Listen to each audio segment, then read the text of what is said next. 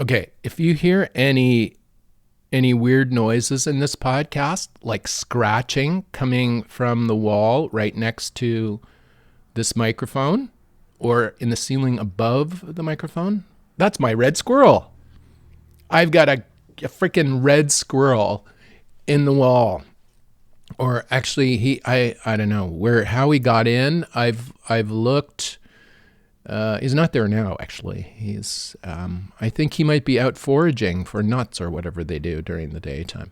But anyway, this red squirrel, the cutest little thing, so adorable. I mean, they're just so adorable. But when you see them running around a yard with the tail up in the air, back and forth, and like a red flag. The tail in the air is a red flag, let me tell you. This is a show about jewelry. Why we wear it, why it matters, how it's made, and what it means. I'm Alex D, and I turn cannabis into gold. I make mind-blowing jewelry in gold, silver, and platinum from cannabis plants here in Canada for stage, screen, for people who want to rock crazy jewelry. I'm the Cannabis Goldsmith.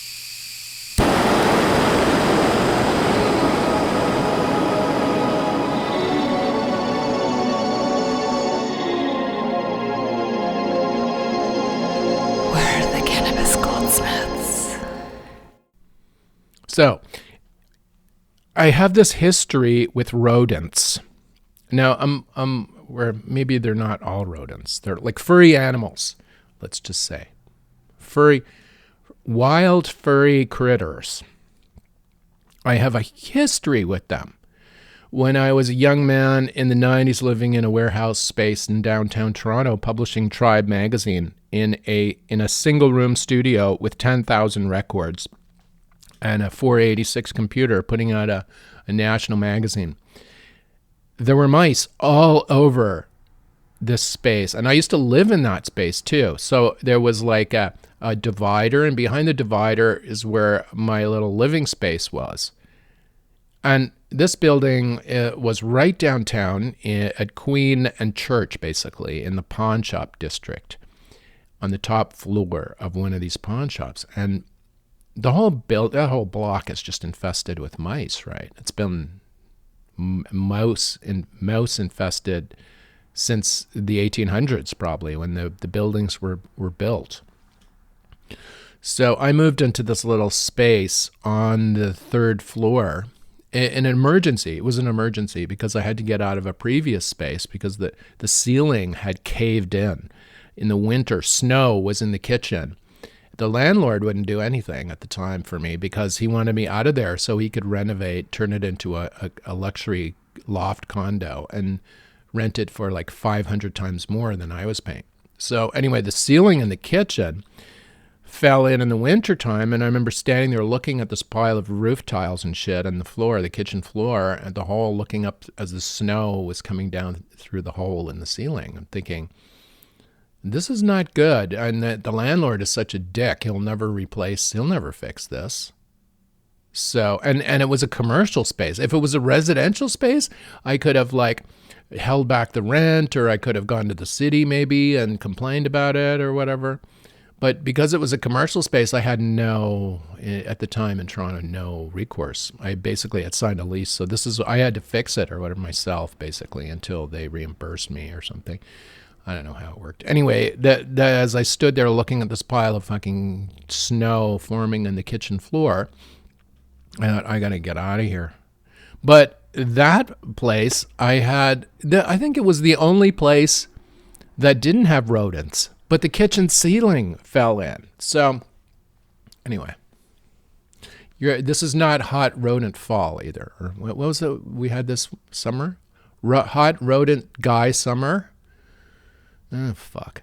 Anyway, back to the rodent story. So I was in this, looking at this pile of snow and roofing tiles on my kitchen floor, and I thought, I got to get the fuck out of here. So I quickly grabbed the local alternative weekly, Now magazine, which used to publish in Toronto, and I looked in the back section where there would be apartments for rent, and I found a studio space right down in the pawn shop district, and this is where I would temporarily move until I found a more permanent place to live. I mean, it wasn't ideal. It was just a single room. It didn't have a kitchen. It had a bathroom and shower, but didn't have a kitchen. All it had was a hot plate and a bar fridge. That was the extent of the kitchen. And a sink. Yeah, a sink, a little kind of aluminum, something you might find in a camper or something like that. That was the extent of it. And because it was on the top floor, all the ceiling, the ceilings were all angled, right? So you're kind of leaning over when you're walking from one place to the next. It was just not ideal. I thought, I'll just move in here for like a couple of days or at the most 6 months, and then I'll get out and find a better place. And I was there for, God, like 10 years or whatever, in that tiny little space. And more records kept piling up, like crates of records. It was like no wonder the rodents liked it, because it was just essentially there were so many places to just like hang out and listen to tracks or whatever when I was in between issues. But the mice were there. There was nothing I could do but them. They were all over the place. Eventually, I just had to accept them. This is mouse central. I tried communicating with them. I tried like trapping them. I tried even spray painting one to tell if it was the same one I was seeing or different ones. Tagging it with like some paint, some acrylic, non-toxic paint. But I could never catch one to spray them. So that didn't work. But anyway, I was there 10 years with the mice. And anyone who's ever lived in a warehouse in New York City or in a downtown urban center, you know what I'm talking about, don't you? They're all over the place, or like fucking running around. And this is the reason why you eat out, is because you really, it's really hard to cook when the mice are there watching from the corners. They're waiting for their cut of the meal. So anyway, that was that one rodent experience. And then in South Africa, I had this house in South Africa. My parents left me their house. So it was right on the ocean, a beautiful house. And there are these animals that live in the area. And they're wild animals. They're called dassies. They look like giant guinea pigs, basically. They're harmless. They eat vegetables and or leaves or whatever. They don't smell that nice, but they're adorable. They're so cute. And one or two are cute, but when you have 50 or 100 of them, they're not. They're a colony. And so I would go to South Africa and basically take care of the house during the winter in Canada and, fix it. It was right on the ocean, and it used to totally rust all the time. Everything. Here's a tip: never buy a house right on the ocean, because your maintenance bills will be 10x everyone else's. Even somebody, like 100 feet more inland than you will have 10x less maintenance costs because of the salt spray. That's a tip. Anyway, so this house, I'd go down in the winter and I'd start replacing boards and fucking painting and trying to keep it maintained, because I was living in Canada and I had to go back and forth to try and keep it from just basically the jungle from taking it over, growing over it. So anyway, the one time I arrived back, and there was this colony of dassies living on the inside of the roof. There's like a false roof above the front door, it was outside, like the overhang over the front door. And there was like 50 of these dassies living in there when I arrived, right? And you could see there was like a trail leading up there. Now these animals can climb. They have like suction cup feet, right? They can climb vertical walls. Like they can just go right up a wall. So there's no way. Once they figured out a way to get up there, you're not going to get them out, right? This is where they are, and just continuously eating vegetables and pooing in your attic area or whatever. You can just imagine what that's like after a while. So anyway, I got back there and I had to take the roof off to get rid of them, and they finally. The lower roof, I took it off and just exposed that all to the air, and they all fucked off, and they went off wherever they live, under rocks or in trees or wherever the hell they were living before. That's where they went. So that was my Dassy experience. Now, they're the most adorable things. If you go to South Africa and you see Dassies, oh, they're so adorable. If you go up to Table Mountain, there's a colony up there. As soon as you get up to the top, the Dassies are there waiting for food from you. Like they're so well, they're so well trained by the tourists now. But anyway, you get to see them. But you don't want, one or two are nice, but you don't want 50 living above your house. That was that. And then, oh God, then in Toronto, when I eventually moved out of that studio space and I got into a house in the Leslieville area of Toronto, it was a kind of a semi-detached house. So I had an old guy living next to me and I'm the other old guy living on the other side. Now, the old guy had raccoons living in his shed.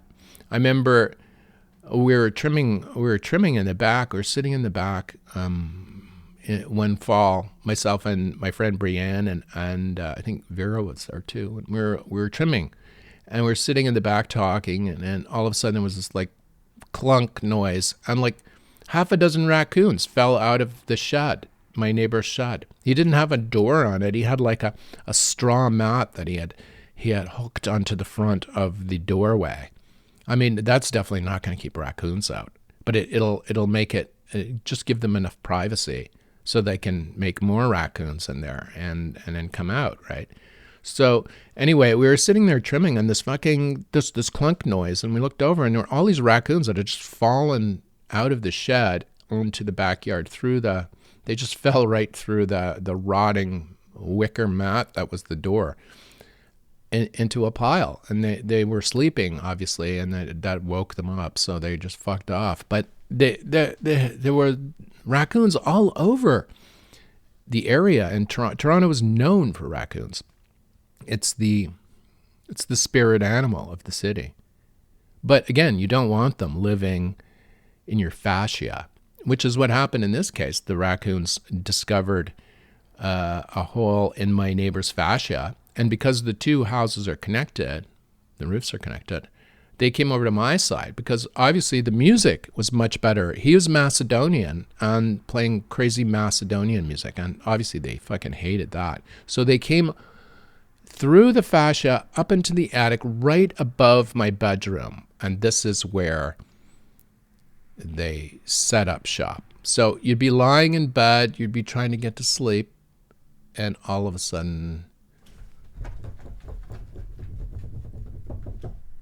and then you go, fuck. And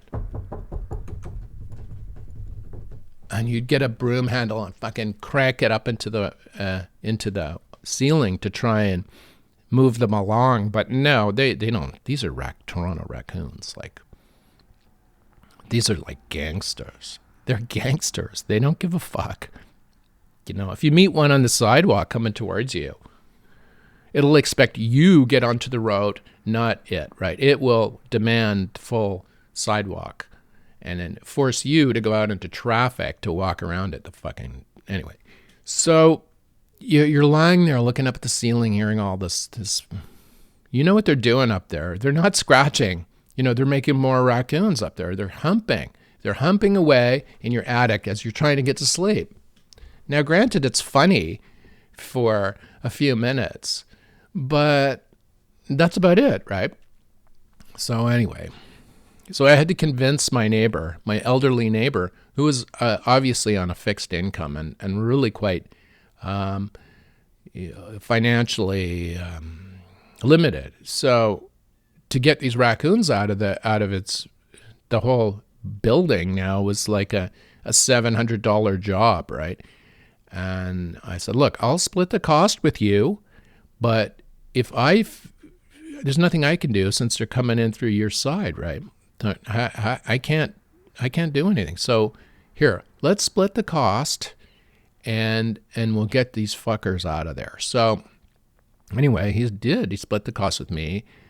The guy came from the wildlife services in Toronto. There's really good wildlife people that deal with raccoons because they have to. It's like these raccoons, They will climb up construction cranes that are building condos and go right to the top and like try and get into the booth where the guy's driving the construction crane from like 1,000 feet in the air or whatever. These raccoons are fearless, right? So anyway, so what the wildlife guy did is he went up and he put one-way doors up in all the soffit. Then he got stainless steel mesh, not this crappy mesh you buy at your hardware store, but stainless steel mesh, like something that nothing could chew through ever, right? With thick wire. And he screwed all that into the soffit and then a one-way door. And so anyway, they got out, but they couldn't get back in. And no matter how hard they tried. And after a week, he came back and he sealed it up with more of that special stainless mesh. That was it. They were gone. And I never heard the end of it, how expensive it was from my neighbor. He went on and on for fucking 4 years about how it cost way too much to do that, right? But I think he was secretly pleased, the old guy, that the raccoons weren't tunneling into his house. Anyway, that was raccoons. But now here I'm in the country. Okay, I'm in the country, so I expect there to be wildlife, and you know, there's rabbits. I've talked about on the show how amazing it is. You get out in the morning here, you have a cup of coffee, you sit out in the little meadow area with a sketchbook, weather permitting, and there's rabbits running around and squirrels in the trees and birds singing. It's just magnificent. It's Upper Canada. It's beautiful. And the red squirrels running around with their tails up in the air. That's the red flag. You know, the red squirrel. You know, as soon as I mention red squirrel, and even if I don't mention red squirrel to my friends, as soon as I mention living in the country, I hear red squirrel stories. Oh my God, we got a red squirrel. My friend Fiona told me, I went up to my jeweler friend Fiona in Merrickville, who you should visit, incidentally, if you're in Merrickville, Ontario.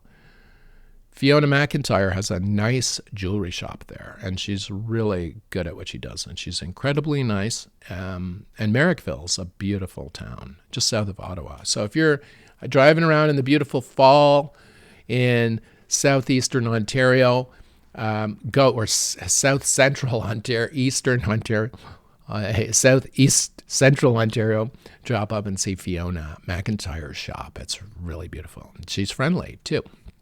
But anyway, I was up talking to her, telling her about the squirrel in the wall or in the attic. And she just said, oh my God, we had one. It was just horrible. It came in through the vent in the dryer and we sealed that up, but it somehow got in again. Eventually we got rid of it. And then years later, I took down a ceiling tile in the basement and all these fucking acorns fell into the basement.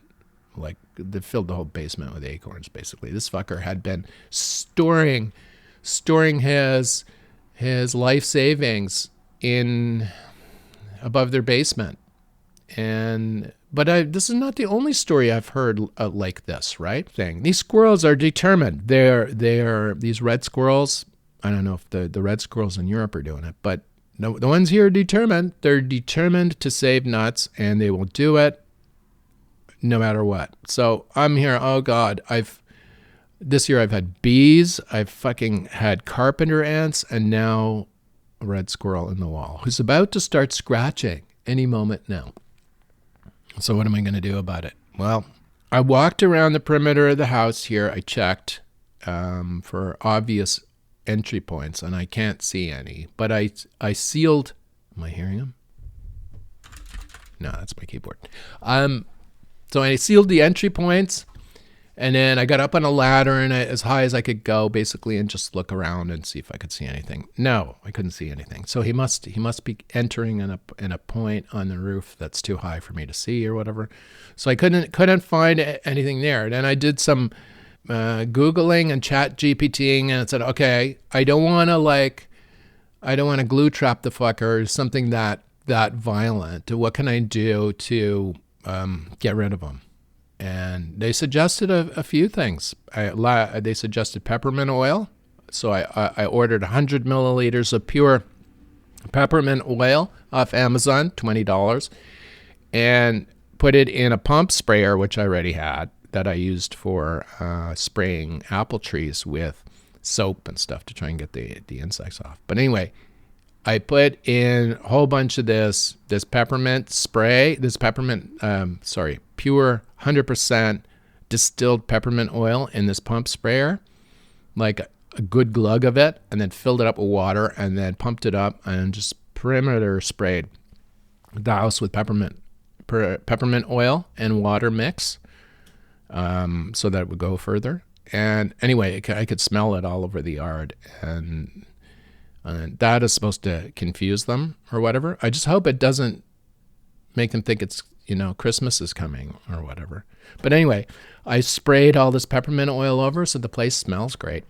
And then I went into the studio, and ChatGPT says, you could try noises or ultrasonic stuff. Well, I've got ultrasonic sound producers downstairs, and they don't work unless the animal's standing right in front of them. Then they work, but they're not going to stand right in front of them. They're going to go behind the damn sound and then do what they have to do.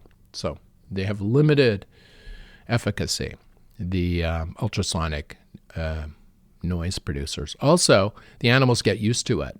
And then last year, I must have had a deaf mouse who came into the kitchen area. I had some small cannabis seedlings growing, like 4 small cannabis seedlings, and the fucker ate them all. Came in the winter, went right up in front of the ultrasonic noise producing thing, ate the seedlings, and then fucked off. So I was like, okay, he was hungry, but that sucked, right? That was the mouse. Caught him with a trap, though. Sorry, dude. But this squirrel is a different situation. So I went into the studio, and I have these PA speakers in the studio. They're really good quality, high. You could actually run a dance party in your backyard with these fucking things. They're JBL Eon 615 PA speakers, and they have 15-inch woofers in them. They're fucking.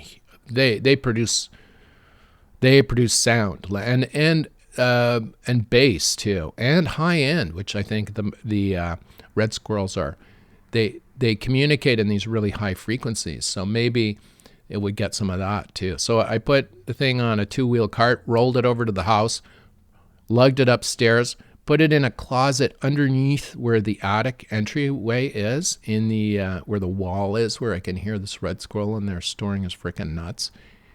And I found an old iPod, and it has God knows how many tracks on it. It's mostly house tracks, but every so often it'll break into like a Charlie Brown Christmas or something. But it's mostly like South African house music, jungle, techno. This is really hard music, right? For most people to listen to, unless you're a fan of it, right? And so anyway, I set up this iPod. There's fucking 10,000 tracks on it. Plugged it into this huge speaker, which is self-powered, right? It has a 1,000-watt amplifier built into the speaker. And then I fucking turned it on. And in the morning, like, I'm going to turn it on again today, but I've had it going for 3 days during the daytime.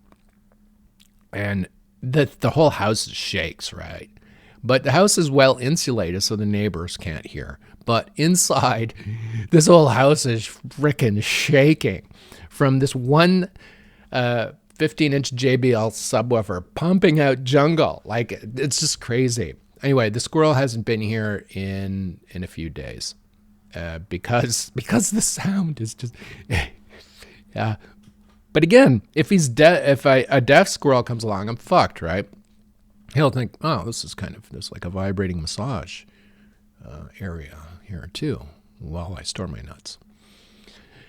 But anyway, this one, hopefully he can hear this and it'll keep him away. So between the spray of the peppermint oil and then the pounding techno, jungle, and house music, it was so loud in here, I had to wear ear protection in here yesterday just to come in to turn it down. It was that bad. But hopefully the neighbors aren't getting it. I walk around the property and I can't hear it, coming from the house. So It won't piss them off too much. Anyway, I'm not going to do it for much longer.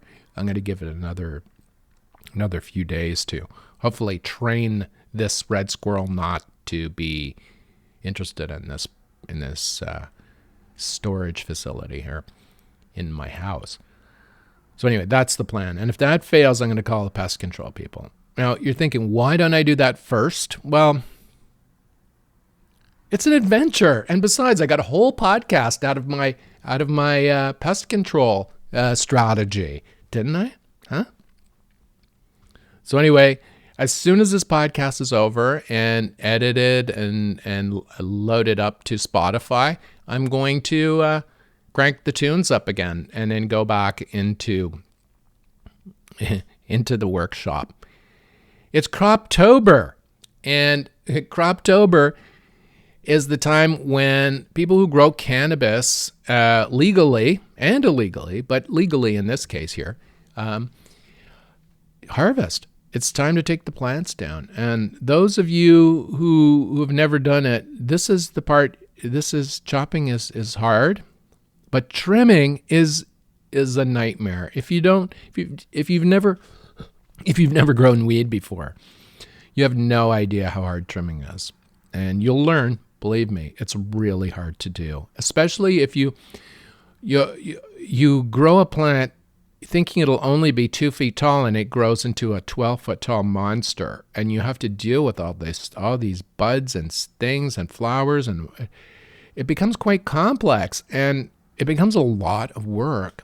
Like I had 3 big plants in the yard. One is down, another is almost down, and the last one, I'm going to leave it as long as I can leave it to see what happens. But I'm pulling leaves off it for jewelry, molding and making and stuff as I watch and harvest. But once the plant is dry, you have to take the buds off it and trim them to trim off all the excess. And with cannabis, there's so much waste, right? There's so much waste.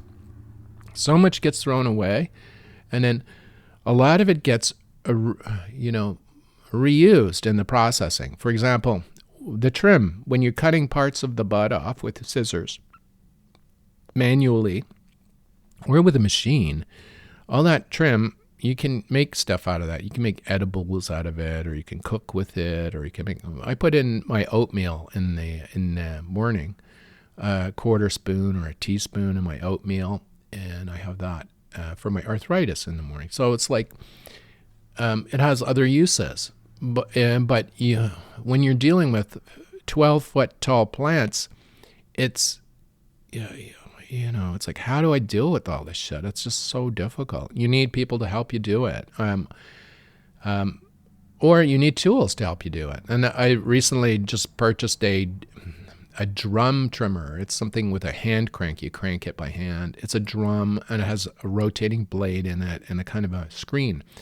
And what it's supposed to trim for you. It's supposed to help, and it does. And thankfully, now there's other kinds out there called bowl trimmers, which is a similar concept, but they're not as good.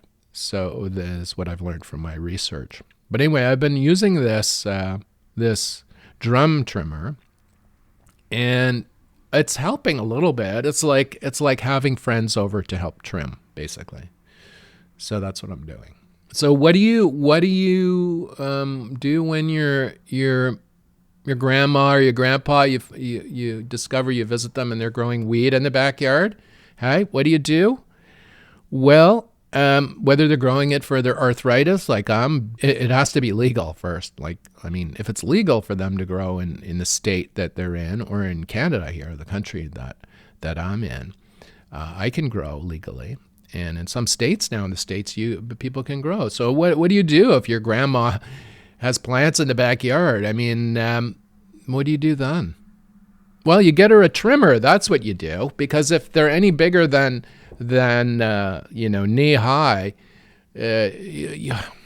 your grandma's going to have a nightmare trying to trim these fucking things. So do your research and get a drum trimmer. And if you want to know which one I bought, you can subscribe to the mailing list, and I'll tell you. I'll send you an email back telling you which one I got. It seems to work fine. It wasn't very expensive. It's like a couple $100 or whatever. So maybe you can give Grandma that for her Christmas gift for next year when she's growing her pot. Because you know what? Grandparents, I'm not even a grandparent, but I'm of the age, right? Of being that age. And it's like we're all suffering from arthritis and pain and Jesus. It's just that the bodies are lasting longer, but the pain comes with that, with age, right?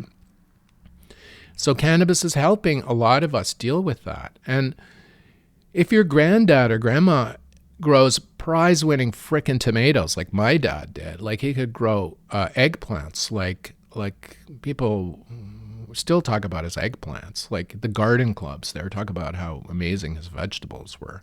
Just imagine all these old people start growing weed. What's going to happen to North America in the legal states and in Canada? And it's starting to happen already. In the neighborhood I'm in, for example, like a lot of people are growing weed. And it's all seniors out here too, and they're growing weed. So what's going to happen then when you show up at your granddad's house and he's got plants in the backyard?